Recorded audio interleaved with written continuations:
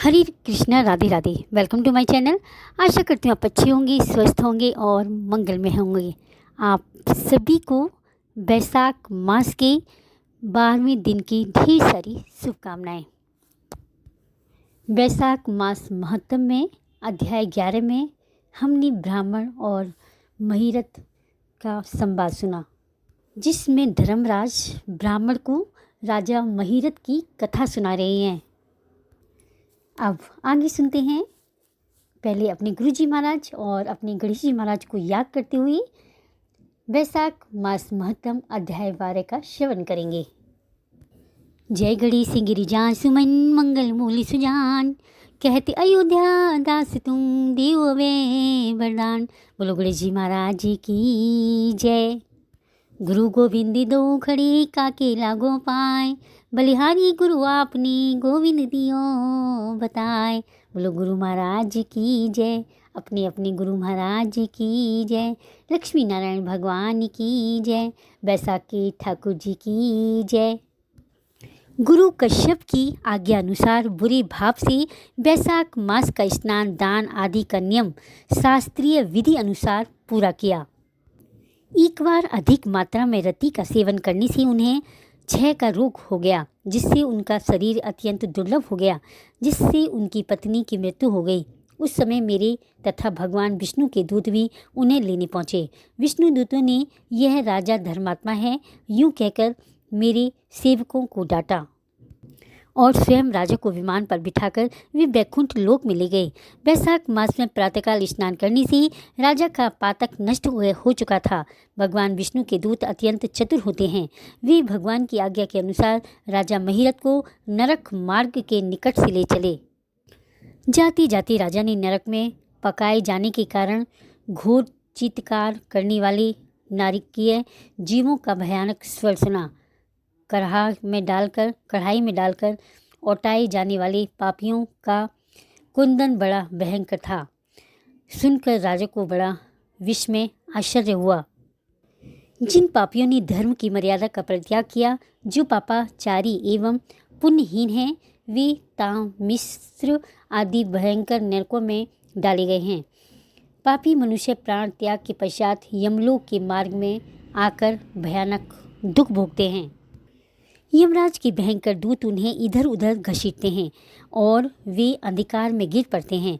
उन्हें आग में जलाया जाता है, उनके शरीर में कांटे चुभोए जाते हैं, उनको आरी से चीरा जाता है तथा वे भूख प्यास से पीड़ित रहते हैं। पीव और रक्त की दुर्गंध के कारण उन्हें बार बार मूर्छा आ जाती है।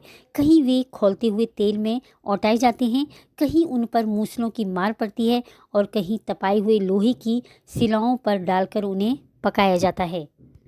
कहीं वमन, कहीं पीव, कहीं रक्त उन्हें खाने को मिलता है।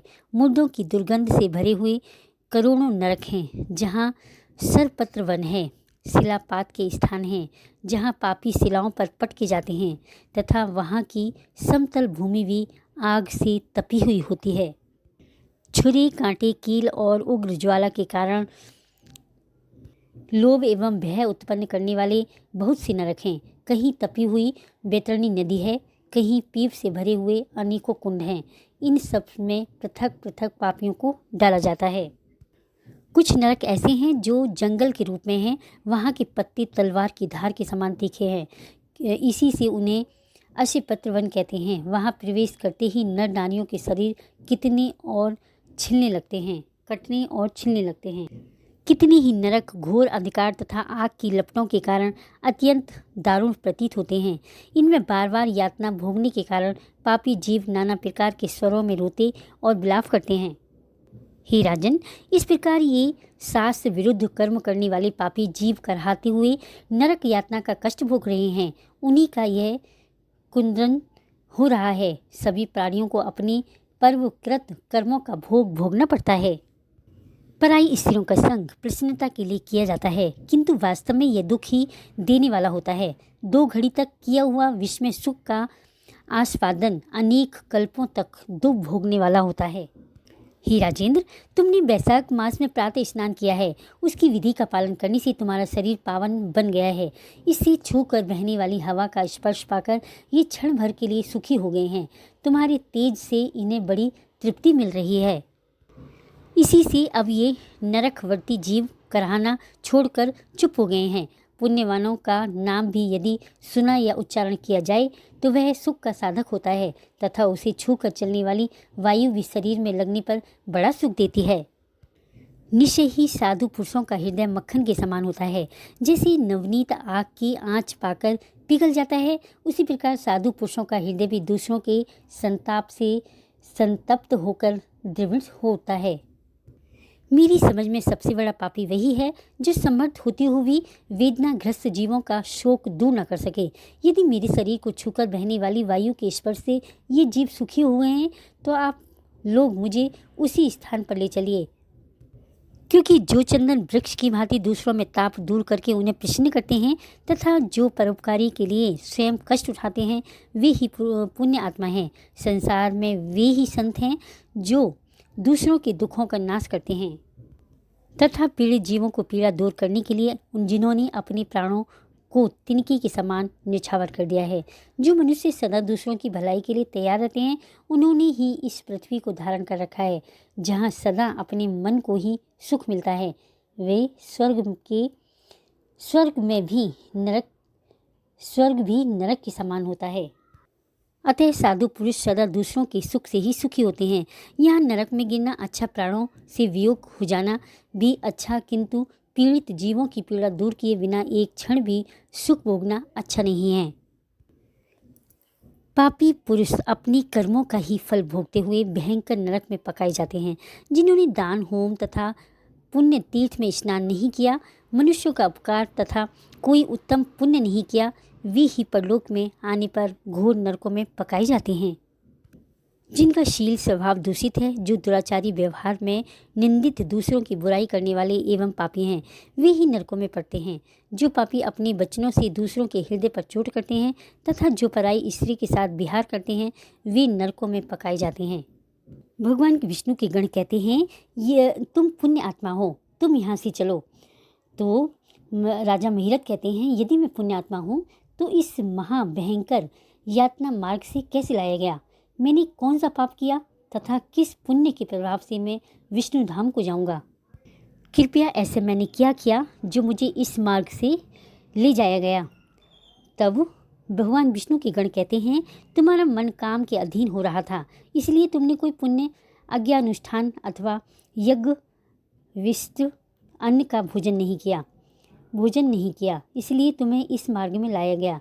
किंतु लगातार 3 वर्षों तक तुमने अपने गुरु की प्रेरणा से वैशाख मास में विधिपूर्वक प्रातः स्नान किया है तथा महापापों और अति पापों की राशि का विनाश करने वाले भक्त वत्सल विश्वेश्वर भगवान मधुसूदन की भक्ति पूर्वक पूजा की है। यह सब पुण्यों का सार है। केवल इस एक ही पुण्य से तुम देवताओं द्वारा पूजित होकर श्री विष्णु धाम को ले जाए जा रहे हो। नरेश्वर, जैसे एक ही चिनगारी पड़ जाने से तिनकों की राशि भस्म हो जाती है, उसी प्रकार वैशाख में प्रातः स्नान करने से पाप राशि का विनाश हो जाता है। जो वैशाख में शास्त्रोक्त नियमों से युक्त होकर स्नान करता है, वह हरि भक्त पुरुष अति पापों की समूह से छुटकारा पाकर विष्णु पद को प्राप्त हो जाता है। जब राजा महिरथ कहते हैं कि साधु पुरुष प्राप्त हुए ऐश्वर्य का, गुणों का तथा पुण्य का यही फल मानते हैं कि उनके द्वारा कष्ट में पड़े हुए जीवों की रक्षा की जाए। यदि मेरा कुछ पुण्य है तो उसी के प्रभाव से ये नरक में पड़े हुए जीव निष्पाप होकर स्वर्ग को चले जाएं और मैं इनकी जगह नरक में निवास करूँगा। राजा महिरथ के ऐसे विचार सुनकर भगवान विष्णु के दूत विचार करने लगे और कहने लगे, इस प्रकार दया रूप धर्म के अनुष्ठान से तुम्हारे संचित धर्म की विशेष वृद्धि हुई है। तुमने वैशाख मास में जो स्नान, दान, जप, होम, तप तथा देव पूजन आदि कर्म किए हैं, वे अक्षय फल देने वाले हो गए हैं। जो वैशाख मास में स्नान दान करके भगवान का पूजन करता है, वह सब कामनाओं को प्राप्त होकर श्री विष्णु धाम को जाता है।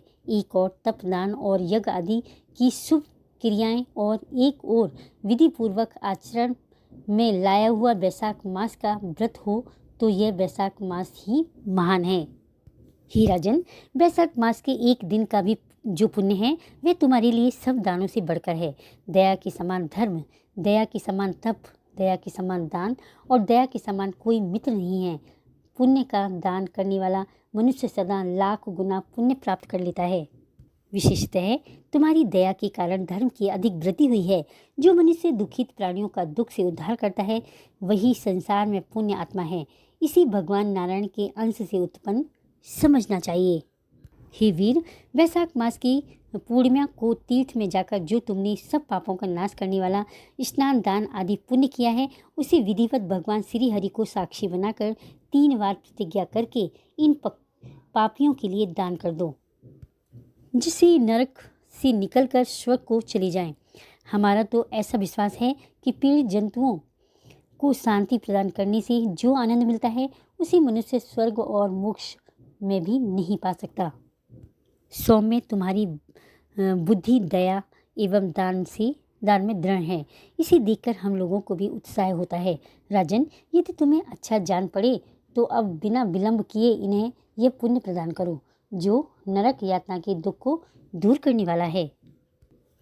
विष्णु दूतों के कहने पर भगवान जी ने श्री विष्णु भगवान को साक्षी मानकर 3 बार हाथ में जल लेकर संकल्प करके अपना दान उन पापियों को दिया, अपना पुण्य उन पापियों के लिए समर्पित किया। वैशाख मास के एक दिन के ही पुण्य का दान करने पर वे सभी जीव यम यातना के दुख से मुक्त हो गए। फिर अत्यंत हर्ष में भरकर वे श्रेष्ठ विमान पर आरूढ़ हुए और राजा की प्रशंसा करते हुए उन्हें प्रणाम करके स्वर्ग को चले गए।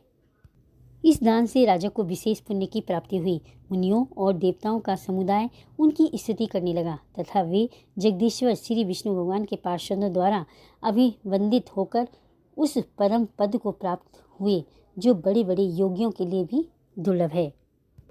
यह है धन, यश, आयु तथा परम कल्याण प्रदान करने वाला है। इतना ही नहीं, इससे स्वर्ग तथा लक्ष्मी की प्राप्ति होती है। यह प्रशंसनीय महात्म अंतकरण को शुद्ध करने वाला और पापों को धो डालने वाला है।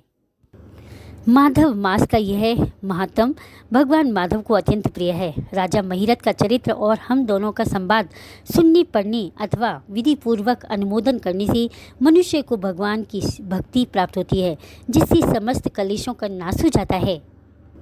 जो एकाचित्त होकर वैशाख मास के महात्म का श्रवण करता है वह सब पापों से मुक्त होकर भगवान विष्णु के परम पद को प्राप्त हो जाता है। वैशाख मास महत्तम अध्याय 12 संपूर्णम। कल वैशाख मास महत्तम अध्याय 13 में आगे की कथा सुनेंगे। याद रखो, कलयुग केवल नाम आधारा, सुमिरि सुमिरि नर उतर ही पारा। सिर्फ नाम जाप से ही हम प्रभु की भक्ति, मुक्ति, अपनी मुक्ति प्रभु की भक्ति पा सकते हैं, उनका प्रेम पा सकते हैं।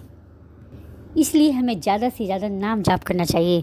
प्रेम से, मन से, भाव से हर क्षण हर पल सिर्फ नाम जाप करते रहो। हरे कृष्ण कृष्ण कृष्ण हरे हरे, हरे राम राम राम हरे हरे।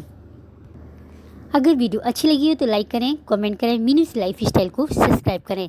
हे श्री हरि, अगर महात्म अधूरा पड़ा हो तो पूरा करना, पूरा पड़ा हो तो मान रखना, कहने सुनने वाली सभी की मनोकामना पूर्ण करना। ज़्यादा से ज़्यादा अपने फ्रेंड्स में शेयर करें, क्योंकि शास्त्रों का प्रचार करना भी एक सेवा है। वैशाख महात्म इतना पुण्यदायी महीना है, इसलिए ज़्यादा से ज़्यादा अपने फ्रेंड्सों में शेयर करें। सबको पता चलना चाहिए और औरों का भी भला हो सके। इसलिए मीनू लाइफ स्टाइल को सब्सक्राइब अवश्य करें, बेल आइकन को भी प्रेस करें मेरी सबसे जल्दी वीडियो देखने के लिए। हरे कृष्णा, राधे राधे।